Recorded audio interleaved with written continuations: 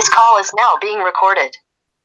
Buenas tardes, bienvenidos, bienvenidas al ciclo de presentaciones que estamos haciendo como apoyo a la Feria del Libro, que tenía que haberse celebrado en una primera edición en la fecha habitual y en una segunda convocatoria entre el 2 y el 18 de octubre, pero por motivos de la pandemia no ha podido ser celebrada.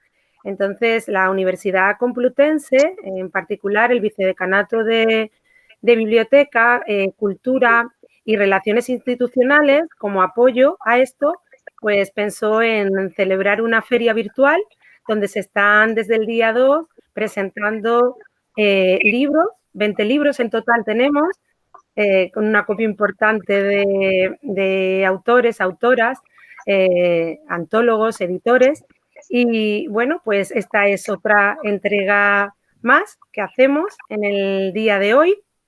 Yo soy Miriam Fernández, soy coordinadora de esta actividad y colaboro habitualmente en el vicedecanato, pues de la mano de José Manuel Lucía Mejías, que el director de esta iniciativa.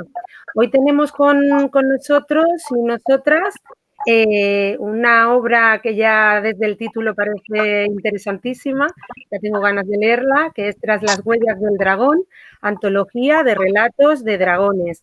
Y se disculpa y no ha podido asistir Alberto Santos, que es el editor, pero sí que tenemos con nosotros y nosotras a una de las autoras, que es Isabel Colón Calderón, y a la antóloga, que es Abigail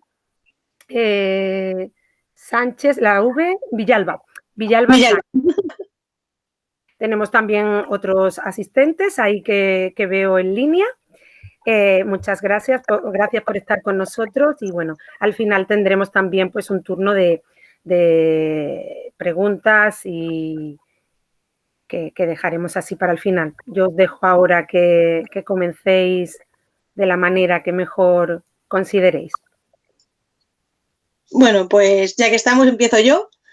Me llamo Abigail Villalba, soy antóloga, soy autora también autopublicada. Actualmente tengo 6 novelas publicadas y he participado en varias antologías, entre ellas la antología que presento hoy con vosotros. Antes de nada, me gustaría daros las gracias por el espacio porque de verdad nos viene muy bien. Somos una editorial muy pequeñita y cualquier apoyo pues es bien recibido. Bueno, pues os voy a contar un poquito sobre la antología y sobre la editorial para la que trabajo, ya que formo parte del consejo editorial y también soy responsable de comunicación y redes.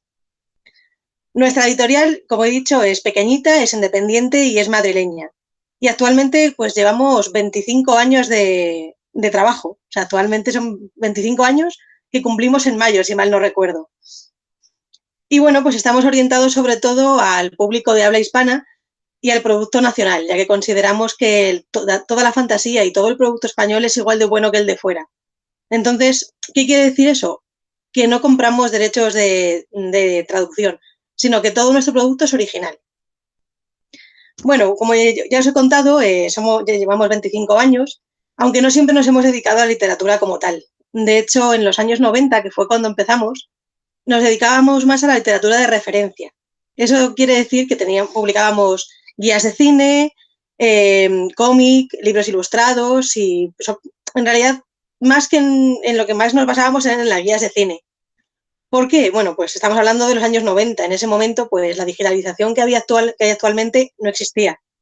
Entonces, si queríamos buscar referencias o buscar cualquier tipo de información sobre las series que nos gustaban o sobre las películas o cualquier cosa que tuviera que ver con la cultura pop, pues no había internet, no había otra manera de buscar esa información que solamente fueran los libros. Entonces, bueno, pues empezamos con eso. Poco después nos dedicamos pues a sacar guías de Star Wars, de Star Trek, y poco a poco fuimos aumentando ese catálogo, ampliándolo con narrativa. De hecho, lo siguiente que publicamos, que fue así como un boom literario y tal, fue la enciclopedia de Star Wars y una colección de relatos cortos, que era El aprendiz de Jedi, que de hecho actualmente creo que es muy conocido y aunque está descatalogado, pero siempre ha estado muy en auge. Al ver la buena acogida que tuvo, nos animamos a abrir un sello propio que fuera únicamente de narrativa. Y actualmente ese sello es Imágica Ediciones, que es con el sello que hemos sacado de esta antología. Aunque sí que es verdad que tenemos fantasía, tenemos terror, ciencia ficción, tenemos histórica, romántica, novela negra, tenemos un poco de todo. Y bueno, la antología de la que vamos a hablar es Tras las huellas del dragón, que es este libro que tenéis aquí, en el que yo, bueno, pues he seleccionado los 22 relatos, y son 22 relatos de habla hispana y, como podéis ver, basados en el dragón. ¿Por qué en el dragón? Bueno, ¿y por qué no? Es una criatura que siempre ha estado en nuestra mitología y que siempre ha estado muy presente tanto en literatura como en películas, como en cine. Y es una criatura que además, como dato curioso, fue nuestro logotipo durante los primeros años. Entonces, como al escuchar los comentarios de muchos de nuestros lectores, ya que nosotros vamos siempre de feria en feria promocionando nuestros libros y para estar más cercanos a los autores y a los lectores, pues escuchando a la gente que se acercaba a nuestro puesto, descubrimos que estaban muy interesados en esas novelas de dragones y que realmente, aunque teníamos muchísima fantasía en nuestra mesa, no teníamos nada que fuese únicamente con un protagonista pues que fuese un dragón. Entonces, bueno, pues tras una charla con el jefe y decidir que podíamos tener esa oportunidad, pues decidimos lanzarnos a la aventura. Y bueno, la verdad es que nos ha resultado un poco complicado sacar esa antología, ya no solamente por el tema del COVID y por... disculpadme, pero es que estoy un poco nerviosa y entonces es la primera vez que hago esto. Pero bueno, nos pusimos a ello y usamos Twitter como nuestra red base para atraer a esos posibles autores que quisieran participar en nuestra antología. Y la verdad es que gracias al boca a boca y a los retweets y a los me gustas, sí que es cierto que atrajimos a muchos autores que querían participar en la antología, por lo que en un par de semanas aproximadamente se nos llenó el email de relatos. Y fue muy difícil quedarnos solamente con 22. Ahora bien, ¿qué criterios usamos a la hora de elegir estos relatos? Pues la verdad es que nos costó bastante, porque de base queríamos que esos relatos tuvieran una calidad literaria alta, evidentemente, porque queríamos ofrecer a nuestros lectores buena calidad y algo que fuese apetecible de leer. Pero sí que es cierto que también queríamos que priorizara la originalidad, porque si nos damos cuenta, la mayor parte de los relatos, si os animáis a leerlos, tienen como una misma concepción del dragón. O sea, el dragón es una criatura alada que escupe fuego y que pertenece al pasado. De hecho, si echáis un vistazo a la antología, veréis que está organizada por épocas históricas. Los primeros son los que pertenecen a la parte más clásica, pues lo que podría ser la prehistoria o la Edad Media, y conforme los relatos van avanzando, vamos viajando a través de las épocas. En las épocas actuales, futuristas. De hecho, por ejemplo, el relato con el que yo participé, Mayday Dragones, es el último y es el más futurista. Entonces, para que os hagáis una idea de que hay muchas concepciones del dragón.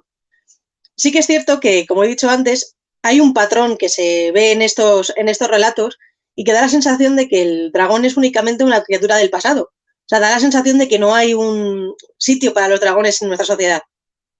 Entonces, fue gracioso darse cuenta de ello porque hay muchas películas y hay muchos relatos que lo derivan directamente al pasado. A no ser que, claro, nos metamos en películas como, por ejemplo, Jurassic Park, que ya sabemos todo cómo pasó, cómo acabó, o El Imperio del Fuego. Otra de las características de esta antología es la mezcla de géneros. O sea, en un principio quisimos que solamente fuera de fantasía, pero a medida que fuimos leyendo los relatos, nos dimos cuenta de que había muchos subgéneros por debajo.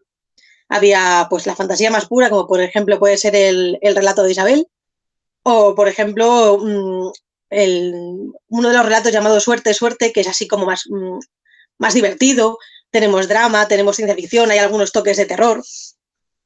Entonces, la idea de hacerlo de esta manera era que la antología en sí fuese mucho más amena, para que no solamente nos englobáramos en un solo género. ¿Cómo fue el proceso de publicación? Pues complicado, la verdad es que fue complicado. O sea, la idea que nosotros teníamos en un principio, estamos hablando de hace casi un año, era de organizar reuniones con todos los autores para ayudarles en el proceso de creación de estos relatos. Sí que es cierto que hay muchos autores que eran de fuera, pero la idea era, pues, intentar ser lo más cercano posible con todos los autores. Pero ya sabemos todo lo que pasó. Vino el COVID y nos fastidió los planes a todos. Entonces, tuvimos que dejar el proceso de corrección y de publicación a lo largo de lo que es toda la pandemia. Bueno, seguimos en pandemia, pero durante los meses de confinamiento, para ver si la situación mejoraba, ya que nos hubiera gustado hacer presentaciones como era debido. De hecho, la única presentación que hemos logrado de la antología fue en Avilés y fue hace un par de meses, fue en agosto creo que fue. Y ha sido lo único, evidentemente, con todas las medidas de seguridad y con todo lo que era requerido para poder hacerlo. Pero nos hubiera gustado pues, que nos hubieran acompañado algunos de los autores para darles a conocer, ya que eso es algo muy importante en nuestra editorial, que el autor crezca y que crezca con nosotros, o sea, que se dé a conocer, que ayudemos a los más nobles, que también ayudemos a los autores reconocidos en su carrera literaria. La verdad es que vamos a intentar que esto continúe así.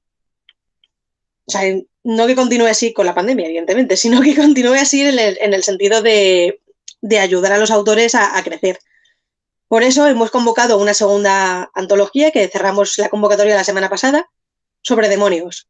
Y tenemos la esperanza de que, si esto se arregla y la nueva normalidad nos lo permite, sí que queremos hacer más presentaciones y tener pues ese contacto personal que tanto nos caracterizaba en los años anteriores. Y bueno, pues yo creo que hasta aquí os puedo contar de momento.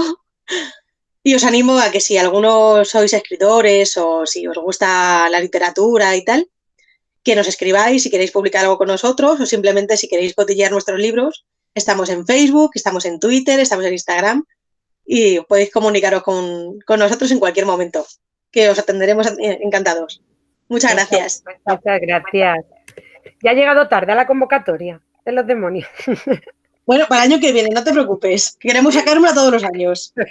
Que Abigail, eres una magnífica comunicadora. Los nervios los sientes tú, no los percibimos los demás.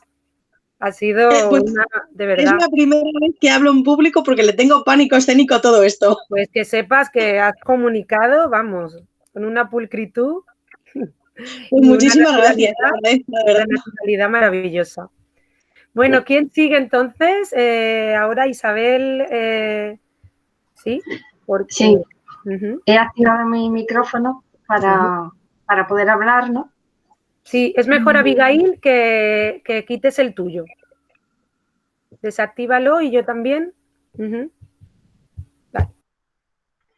Pues quería empezar dando las gracias al vicedecanato, a Coordinaciones de Actividades Culturales, a José Manuel Lucía y a Miriam por la posibilidad de participar aquí, ¿no? en este acto, ¿no?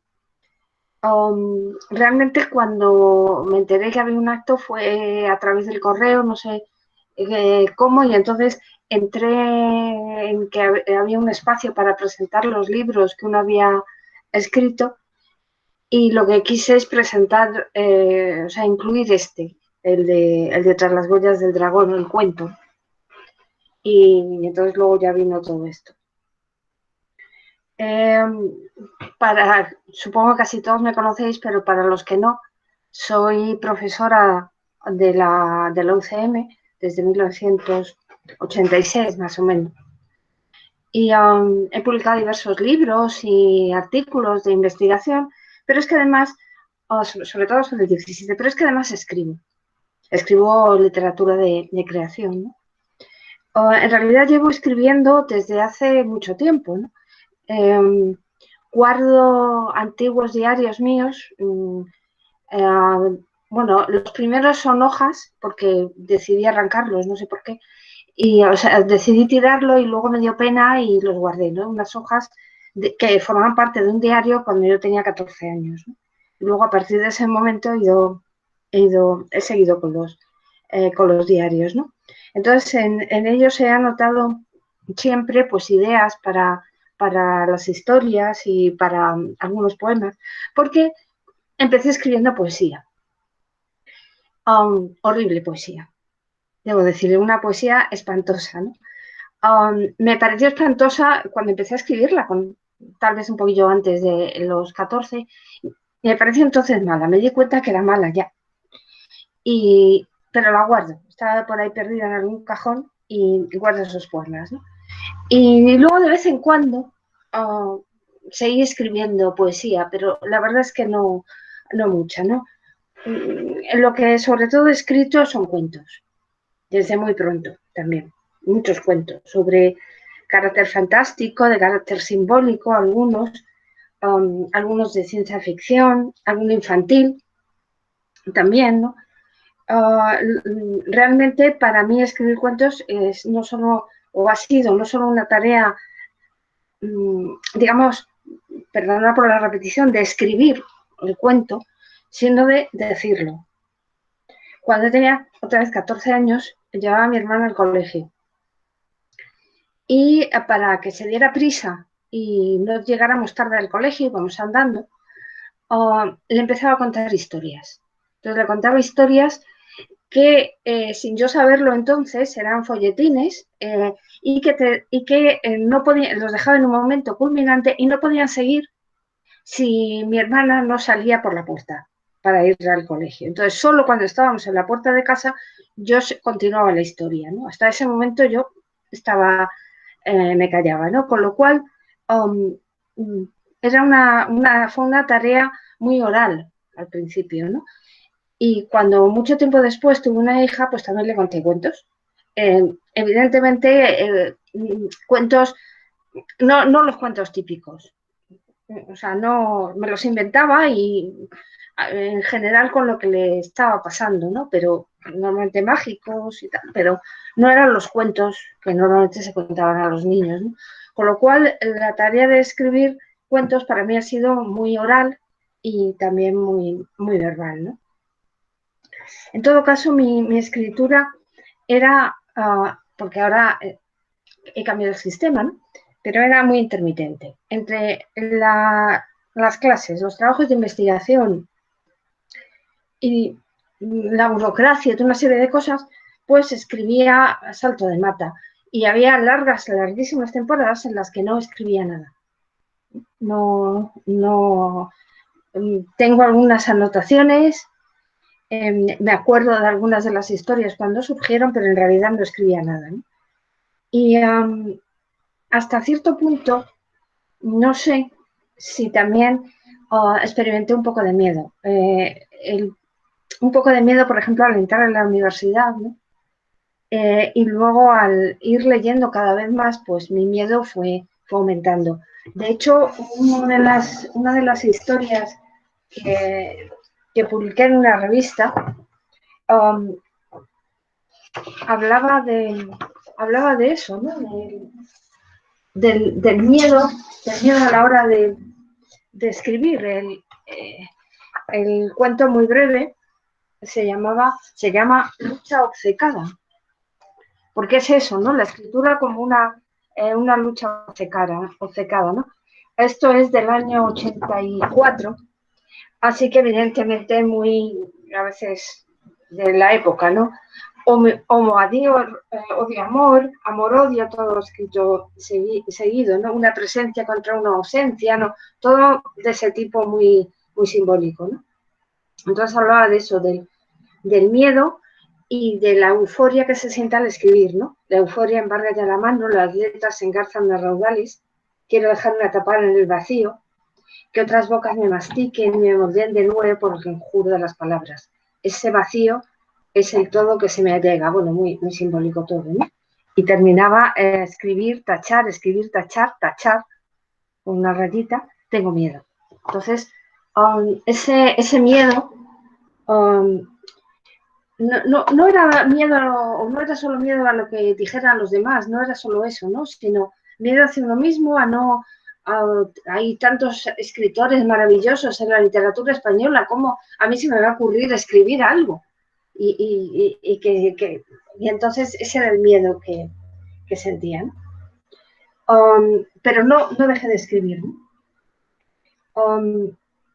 No he publicado mucho, corrijo mucho, como se veía entonces poniendo eso, y en los textos que conservo antiguos míos también lo mismo, corrijo mucho. De hecho, en algunas de las versiones de cuentos, alguno de ellos publicado, lo que encontré el otro día buscando para esta presentación, que guardaba unas hojas donde además iba corrigiendo mucho, pero poniendo la fecha donde había hecho la corrección y el comentario sobre cada una de las correcciones. Claro, así no había forma de que yo terminara nada, eso era muy complicado, ¿no? He publicado algunas cosas, he publicado algunos cuentos en una revista que no recuerdo cómo llegué yo allí, o sea, es una revista de Moratalaz, la revista se llama Martala, y no recuerdo, yo sé que alguien me llevó a una reunión y a partir de ese momento me escribí y participé en esa aventura, ¿no? Porque es una revista que está muy bien editada. De hecho, el primer número que yo escribí en el 82, del número 1, no tengo ejemplares, lo que tengo es la fotocopia, que me dieron la fotocopia de mi, no sé por qué, buscando así cosas, a lo mejor en algún sitio encuentro el número 1 de esa revista, solo por curiosidad de tenerla, ¿no? Duró del 82 al 84. Yo publiqué en el 82, en el 83 y en el 84. Y cada año era distinto, ¿no? Este es el 83 y el 84, ¿no? Son en papel oscuro, con grabados, con poemas, no míos, desde luego, ni se me ocurrió para nada hacer nada de poemas, ¿no? Y luego además me ocurrió una cosa muy extraña, ¿no? Me invitaron a participar en este libro que se llama El humor en Quevedo. El humor en Quevedo se suponía que era, yo no escribí sobre el humor para nada, pero desde luego me aceptaron. Era la idea de cómo aparecía, de cómo se desarrollaba el humor en Quevedo, pero a través de diferentes formas, de manera que se podía mandar un dibujo, un poema, un cuento, una explicación sobre el humor en Quevedo, ¿no? Hay bastantes dibujantes que participaron y bastantes escritores también y críticos sobre Quevedo que participaron en esto. Entonces volvía yo de la Complutense andando y estaba pensando qué hacer, porque es que a mí el humor no me gusta, el humor como tal, quiero decir como investigadora, no trabajo sobre el humor generalmente. Y entonces digo, bueno, ¿puedo escribir algo, no escribir? ¿Puedo decir que no? Y pensaba, bueno, es que Quevedo es muy complicado. Entonces, de pronto, de verdad os lo aseguro, de pronto surgieron unos versos. Entonces, de esos versos, lo que yo mandé es un poema, que me aceptaron, un poema sobre la dificultad de entender al Quevedo más complicado y al Quevedo, digamos, de poesía amorosa, seria, nada de humor. Yo dije, esto me van a decir que no. Porque, claro, un libro que se llama El humor en Quevedo y yo no hablo para nada del humor, pero les debió gustar y entonces escribí el poema, ¿no? El poema que se llama Inscripción sobre la arena, ¿no? Un poema de métrica libre, ¿no?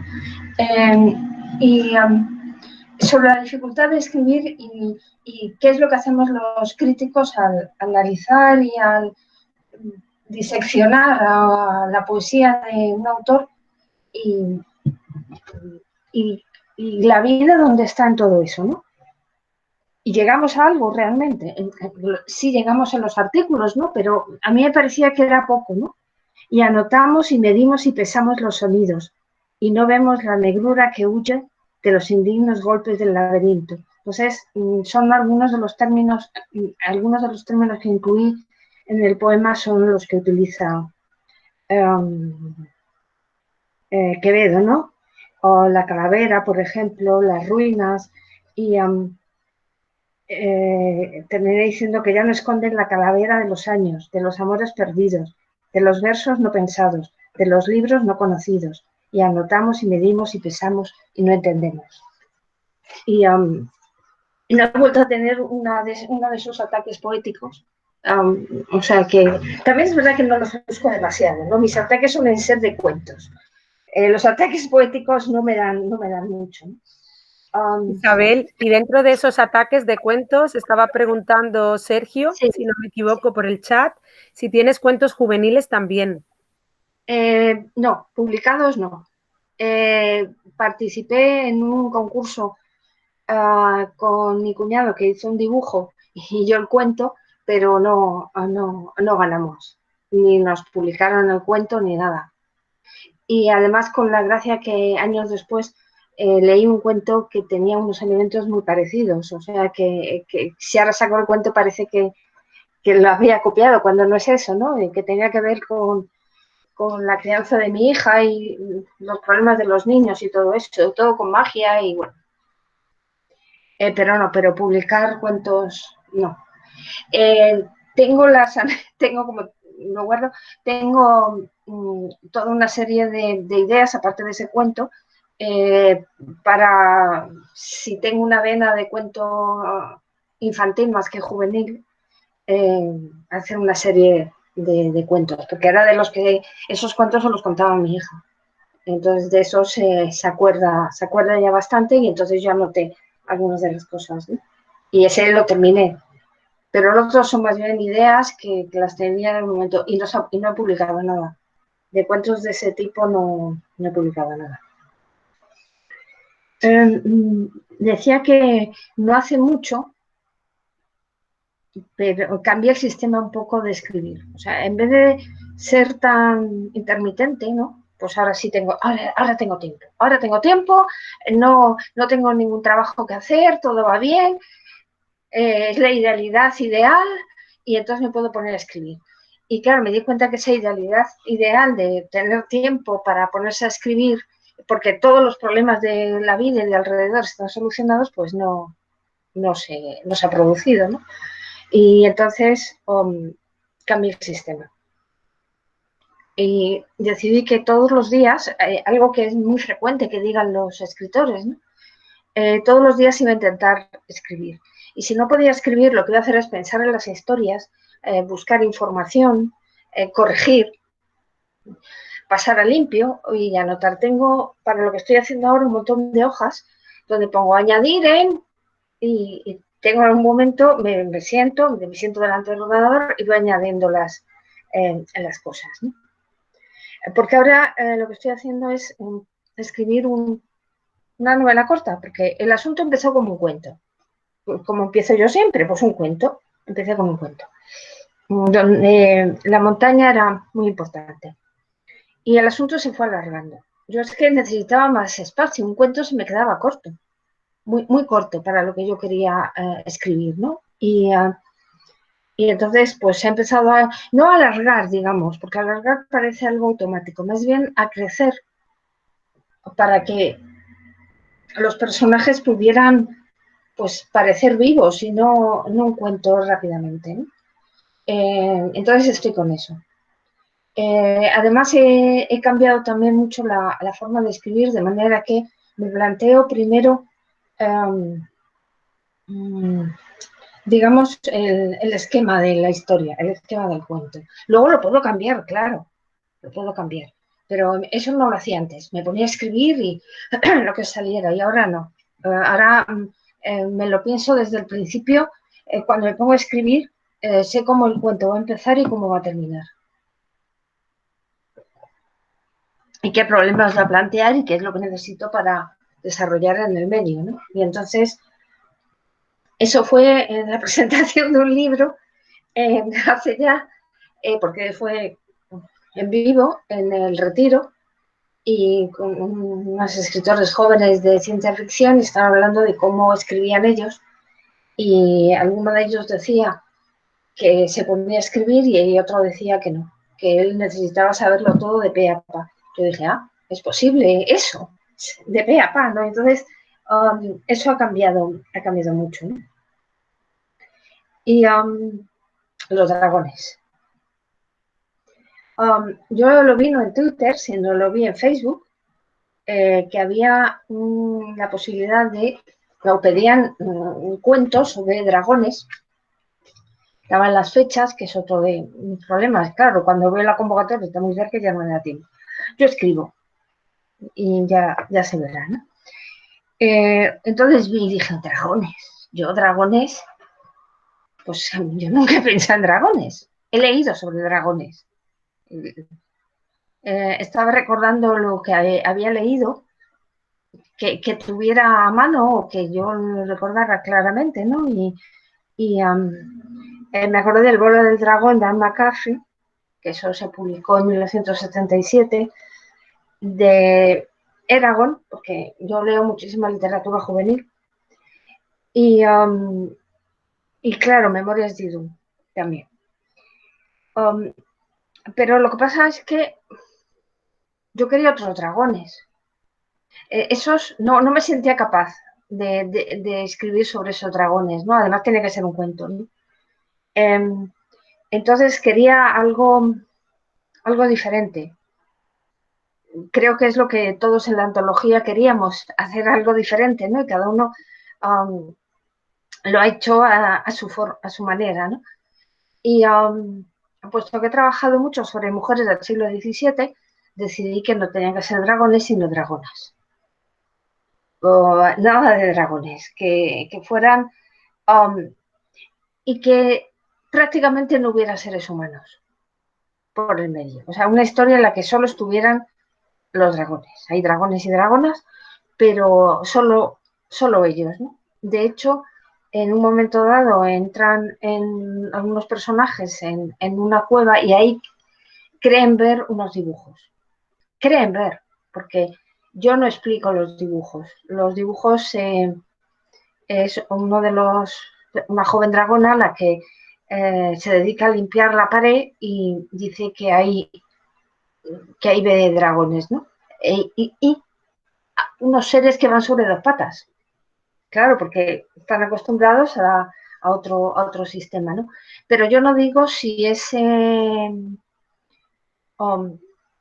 dibujo es lo que realmente hay ahí, ni por qué ya no hay seres humanos. Porque, ya que lo ve el personaje es el que interpreta eso que podría no ser un dibujo. De hecho, una amiga que va con ella dice, es que yo no veo nada, mirando ahí la pared, no veo más que manchurrones, y ¿son manchurrones o no? Pues eso no dejo que la voz narradora lo explique, ¿no? Creo que tenía que hacerlo de otra forma, ¿no? Porque quería que hubiera una voz narradora, o más bien necesitaba una voz narradora para contar la historia, pero quería dejar que fueran los personajes los que contaran lo que iba pasando, ¿no? Y que a través de ellos se pudiera deducir lo que había pasado, lo que se pensaba que había pasado, ¿no? Quise incluir en un momento dado también una historia de lucha, que me resultó muy complicada. No sé si mejoraré en otras versiones para que mis historias mis escenas de lucha sean un poco más creíbles, ¿no? Porque a la hora de escribir, pues yo me pongo en situación y me convierto en un dragón, pero claro, la lucha se me hace muy complicada, ¿no? Y cuidé muchísimo, luego habrá salido bien o mal, ¿no? Me esforcé mucho, tanto en el comienzo como en el final. El final lo sabía también cuando empecé a escribir. Cuando ya empecé, suelo escribir primero en papel y luego ya lo paso al ordenador. Cuando empecé a escribir, ya sabía el principio más o menos y el final, y toda la historia, ¿no? Pero no sabía ni las palabras concretas, ni las metáforas que quería emplear, ni las palabras exactas del final, ¿no? Eso me costó un poquito, ¿no? Lo dejé abierto y algunos de mis lectores, o sea, mi hermana, me ha preguntado si voy a continuar. Y de momento no. O sea, tengo una idea para continuarlo, pero como ahora estoy con la otra novela de las montañas, no quiero cruzar cables, ¿no? Entonces, en lo que haré, si se me ocurre algo, lo apunto y lo dejo en una carpetita y ya está, para futuras posibilidades, ¿no? Y después de terminar el cuento y con mucho miedo lo mandé. Y fui elegida. Vamos, una alegría, un subidón. La euforia de escribir es nada frente a la euforia de decir que sí, que te lo van a publicar, ¿no? Entonces, quiero agradecer muchísimo a Alberto Santos y a Abigail todo el esfuerzo y a más gente que hay detrás de la antología, ¿no? Todo el esfuerzo para publicar el cuento, para corregirlo, porque tenía miedo. El miedo cambia, ¿no? Entonces ya no era miedo de escribir, sino qué me van a decir, qué es lo que van a querer a lo mejor cambiar o qué es lo que no les ha gustado, ¿no? Entonces, pero luego la verdad es que no fue todo maravilloso, ¿no? Y a pesar del confinamiento, la pandemia, a pesar de todos los problemas, ¿no? Y bueno, el subidón ya de recibir los ejemplares en casa, eso no os quiero ni contar, fue maravilloso, ¿no? Y tener el libro y poder regalar algunos ejemplares a los amigos fue también algo que para mí fue estupendo. Y lo que os voy a leer, y ya con esto voy a terminar, os voy a leer el comienzo del cuento. El final no.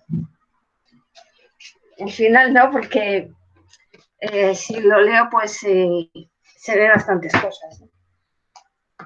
Un segundito que me pongo las gafas de leer. Los aullidos nacían en las plataformas de las altas torres. Se escurrían por los muros, reptaban por los túneles y llegaban por fin a los salones abovedados, pero a Brantir le parecía que la desesperación, la rabia, el dolor y el miedo no se atenuaban, nunca se atenuaban, como si las paredes acogieran para siempre la memoria de las emociones, ¿no?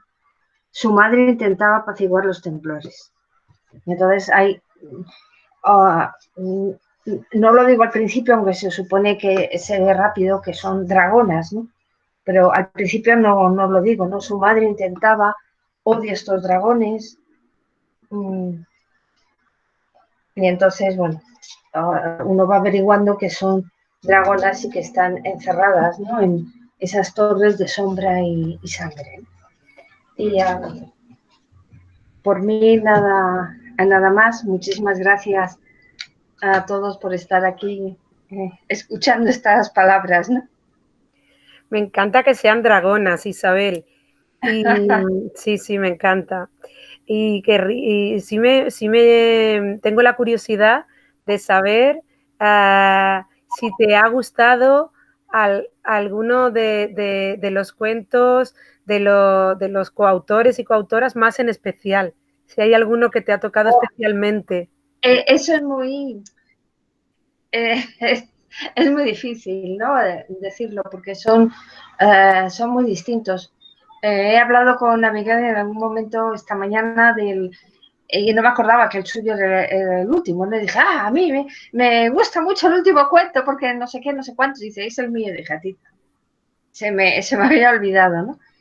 Y en general me gustan aquellos que rompen los moldes o que son cuentos. Y por lo tanto el final es distinto.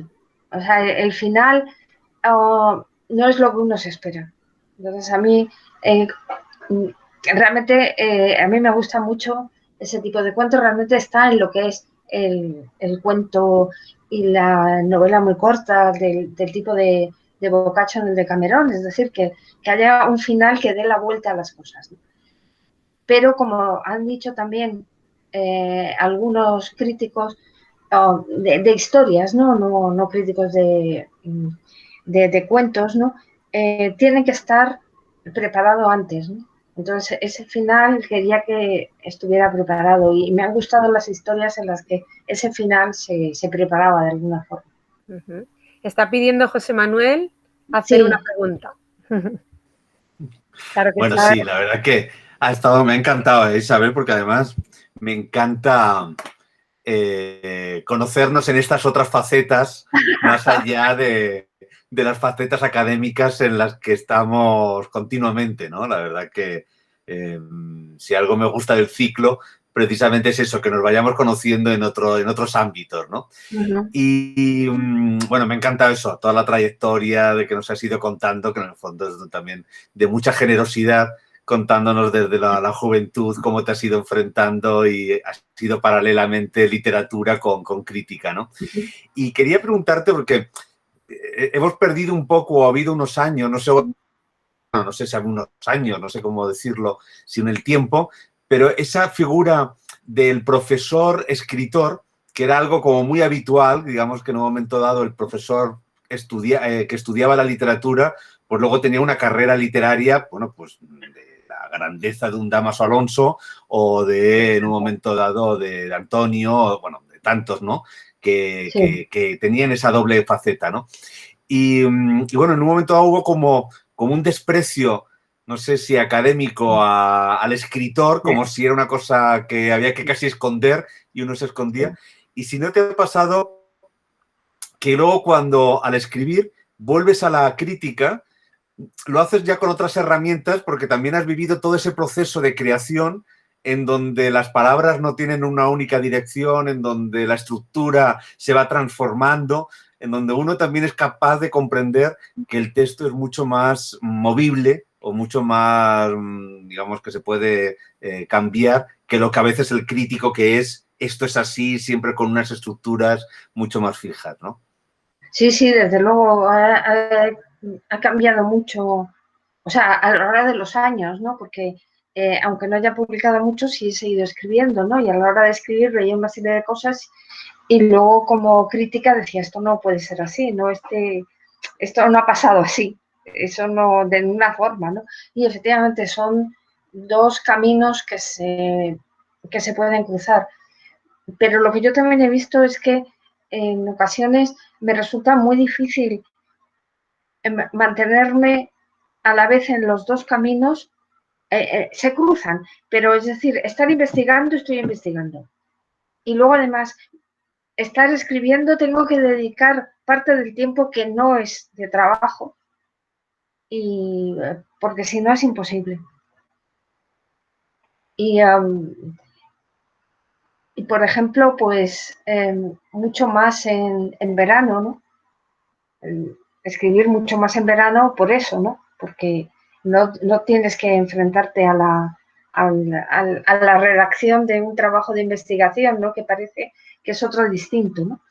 Pero tienes tu razón en lo que dices con respecto a la lectura. Ya no pensando en la redacción de trabajos de investigación, sino pensando en cómo se lee, o sea, cómo lee un escritor de creación o un poeta y cómo lee a alguien que no se dedica a la creación, sea poeta o novelista o cuentista, ¿no? Y es muy diferente, ¿no? Y a veces hay críticos que dicen, ¿por qué el autor pensaba? Yo dije, pues a mí me parece que no, que eso no podía ser así, de ninguna forma, pero tampoco tienes ninguna prueba para decir, de verdad estás equivocado, que eso no pasa así, te lo aseguro. Eso no se puede esgrimir como un argumento serio. He visto que que Sergio preguntaba sobre la literatura juvenil. Ah, sí, yo siempre, alguna vez lo he dicho en clase, ¿no? Que yo leía literatura juvenil y no he visto ninguna razón para no seguir leyéndola, porque me encanta, ¿no? También con mi hija. Para alumnos de instituto, a mí me gusta, he hablado de Memorias de Idún, me gusta mucho Laura Gallego, por lo menos la Laura Gallego del comienzo y de algunos cuentos o relatos cortos, ¿no? Los últimos no les he seguido tanto porque dejaron de gustarme, no porque no las leyera, sino porque no me gusta, ¿no? Y luego también depende qué se entiende por literatura juvenil y qué se puede recomendar o no en los institutos, ¿no? Porque dependiendo de los institutos y de las zonas o de los colegios, algunas de las historias no sé si les gustarían o no les gustarían mucho y entonces no lo sé, ¿no? A mí me gusta mucho un escritor que no sé si es juvenil o no, él dice que no, que se llama Cotrina. Cotrina tiene unas novelas que son muy duras, sangrientas, muy negras, y entonces no sé si eso se gustaría o no gustaría en los institutos, ¿no? Y además también hay que pensar en la longitud de algunas de las historias, ¿no? Igual que nos pasa en clase, ¿no? A los profesores, mandamos este libro que es maravilloso, pero ya se nos da en un cuatrimestre. No podemos mandar, no sé, este libro no lo puedo mandar. Por no hablar del Quijote, José Manuel, por no hablar del Quijote, el Criticón de Gracián. El Criticón de Gracián yo ya no lo mando en 17. Hago antología de Gracián, no el Criticón, que cuando yo asignaturas eran anuales yo sí lo mandaba, pero ahora es imposible. Entonces, en un instituto, por eso digo los cuentos de Laura Gallego, que son los que a mí más me gustan y creo que juvenil de calidad y, bueno, que ya... Además, sabes que Laura es doctora lo sé. en filología con una edición de un libro de caballería. Lo sé, que ya, ella es filóloga, ella también, digamos. Sí, además ella tenía... No, Didi. No, digo que cuando ella empezó con las crónicas y tal, tenía un blog y fue famosa porque era un blog en donde, digamos, obligaba a que a todos los estudiantes escribieran sin falta de ortografía. Será como la lucha de pronto decir, si quieres participar en este blog, si quieres hablar y contar historias, tienes que hacerlo sin faltas, ¿no? Y eso fue también una labor educativa enorme que hizo Laura en su momento, ¿no? Era un blog precioso. Fantástica, sí. Era un blog precioso porque yo lo seguía y lo oí. O sea, yo entré algunas veces en ese blog, no hice toda la historia del blog y todo lo que ocurrió, ¿no? Entonces sí, me encantaba lo de que la gente escribiera y que se pudiera y que lo corrigieran. Y bueno, eran unas historias maravillosas las que aparecían ahí. Yo de Laura Gallego he comprado todos los libros porque eran muy de mi época y de hecho participé en el foro durante muchísimos años. Sí. De hecho fue una de las referentes que usé para escribir una de mis novelas juveniles. Bueno, la única que tengo, de hecho. ¿Porque tus otras novelas no son juveniles? No, tengo una trilogía romántica histórica. Cuento de finales. Tengo una trilogía de romántica e histórica ambientada en la Regencia. Tengo un thriller un thriller. Tengo una novela de fantasía apocalíptica y tengo una novela juvenil. ¡Qué barbaridad! Para niños de 12 en adelante. ¿Y cuando escribes, piensas en la edad? Habitualmente no. Simplemente la historia fluye y sale lo que sale. Entonces, pues por eso tengo un abanico muy grande de novelas. A mí es que las historias para jóvenes me parecen muy difíciles. Para niños me parecen mucho más fácil y sí me atrevería a escribir esa colección de cuentillos pequeños, ¿no? Pero para jóvenes muy es complicado, pero una vez que le coges el ritmo es mucho más fácil. O sea, luego los niños en realidad son muy sencillos, entonces ven lo que quieren ver. De hecho, por ejemplo, con la novela de Rohan y los perros del rey, que es la que yo he escrito, hace bien poquito me llegó al email un comentario sería un niño de unos 10, 11 años aproximadamente, que le habían mandado un trabajo en el colegio y tenía que buscar un libro sobre hacer un resumen y responder algunas preguntas. Y utilizó el mío. Y el niño lo entendió perfectamente y además es que muchas cosas que aparentemente yo no quería enseñar, el niño sí que se dio cuenta. Y es maravilloso, entonces... Sí. Había una... Ya sabes, cuéntanos nosotros. Sí, había unas quedadas en el retiro en que participaban los que seguían o leían a Memorias de Idún. No sé si... Porque todo eso me lo contó mi hija. Sí, no sé, de hecho, participaba en esas reuniones y de hecho, bueno, cuando yo era adolescente, allá cuando reinaba Carolo, intentamos hacer un fanmade, o sea, hacer una especie de película de Idún. De hecho, en el casting yo me presenté para Gerde. Fíjate. Sí, Digamos, sí, todavía los tengo todos en casa y a día de hoy sigo comprando los libros que saca, claro. ¿Y los últimos te gustan? Aquí yo preguntando. Tanto Bueno, como... a mí dejó de gustarme tanto como me gustaba adolescente con La Emperatriz de los Etéreos. Sí, sí, sí. Yo creo que ahí nos pasaba todos los años. Es que ese final me dejó completamente fría. Sí, sí. Luego, por ejemplo, con Donde los árboles cantan, sí que recuperó un poco de esa chispa que tenía antes y sí que me gustó, pero y el resto, por ejemplo, el libro de los portales y tal, todavía no los he leído. El libro de los portales no he podido terminarlo, lo empecé. Además me lo había prestado a alguien, lo tenía que devolver y no me ponía, y yo dije, mientras que Memorias de Idún, que me lo he leído 2 o 3 veces entera, o sea, los 3 volúmenes, con esa no... Las hijas de Tara me gustó mucho, encuentro sobre los relojes, a mí todos esos, pero a partir de cierto momento dejé de... Sí, cambió mucho. Y es que el final de La Emperatriz de los Etéreos a mí es que me dejó muy fría. Entonces, a partir de entonces empecé a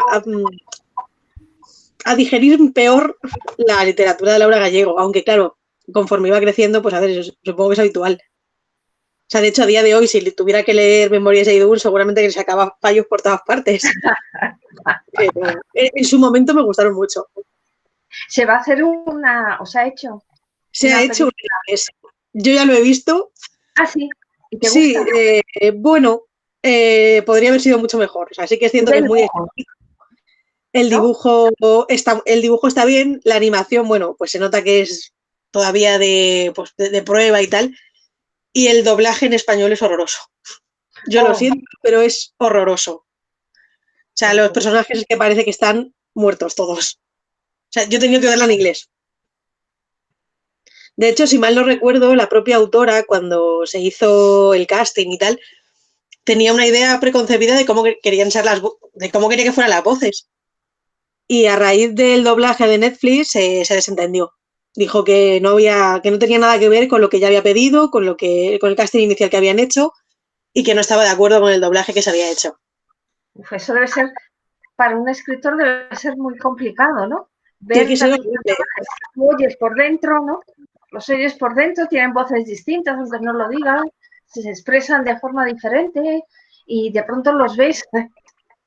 De hecho, por ejemplo, que siempre nos la han enseñado como una voz como muy sensual, como de muy... a fin de cuentas es un personaje que provoca, que intenta atraerte. Pues la voz que le han puesto es de un señor de 40 años. Oh, no le pega nada. No le pega Entonces, nada. Me toca mucho cuando lo escuchas por primera vez y dices, pero ¿qué estoy oyendo? Por favor. Eso sí, ver el Metro de Madrid en un anime, en un dibujo animado es maravilloso. O sea, eso vamos. Claro. Es que eso es lo que tiene. Eso es una de las cosas que a mí me gustan en ese tipo de libros, ¿no? Que es fantasía, pero no está ambientada en Londres. O sea, hay espacios raros y efectivamente, ¿no? Porque hay muchísimos espacios en esa historia, ¿no? Pero cosas muy reales. Como la línea 5 de ver a Victoria correr por Gran Vía, eso me parecía genial. Sí, eso a mí también me encantó mucho, me gustó mucho eso. A ver qué saca ahora, que hace mucho tiempo que no sé nada de ella. Yo había leído que iba a sacar algunas cosas más interesantes, o sea, nuevas, pero como lo he dejado, me he ido más a lo oscuro de Cotrina y entonces no he dejado a Laura Gallego, ¿no? Y que efectivamente yo lo que voy a decir es que no sé qué estaba buscando, de pronto vi un artículo suyo, un artículo de investigación, ¿no? Yo dije, anda. Y luego fue a raíz de eso que supe que en que estaba haciendo la tesis doctoral, que estaba siendo complicado y laborioso, ¿no? Por la vida, ¿no? La vida misma, ¿no?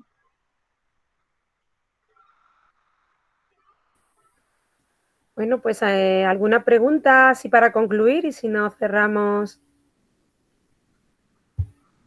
esta entrega, esta presentación. ¿Alguna apreciación, algo?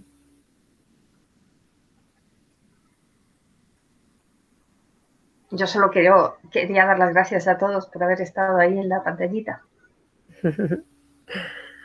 Pues nosotros también a vosotras, a Abigail y a Isabel, a los que nos habéis estado acompañando, Rebeca, Sergio, José Manuel, por supuesto.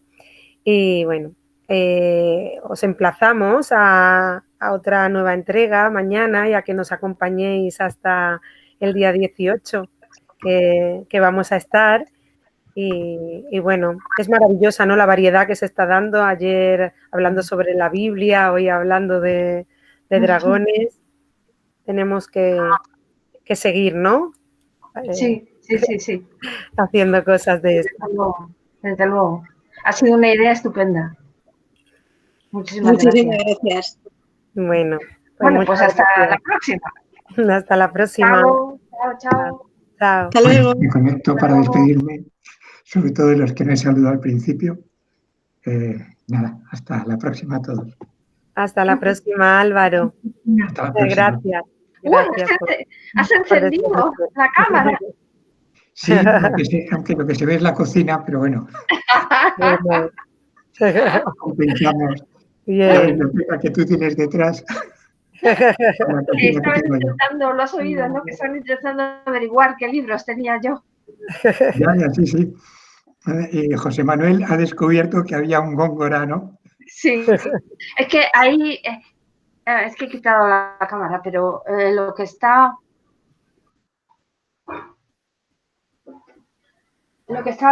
como es mi despacho, sobre todo tengo 17. Entonces ahí está la poesía. En un desorden que solo yo sé dónde está, cómo van los libros, porque van así, pero luego así, luego así. Es un caos ordenado.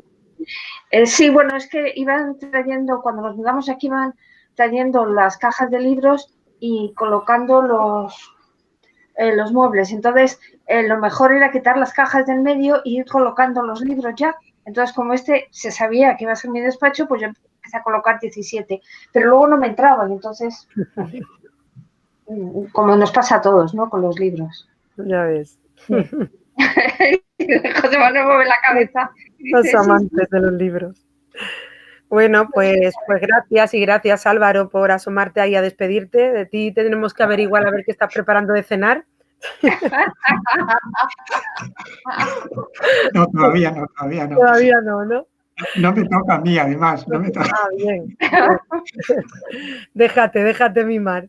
Bueno, pues nada, pues muchas gracias a todos y todas y nos vemos mañana o estos días. Muchas gracias. Adiós.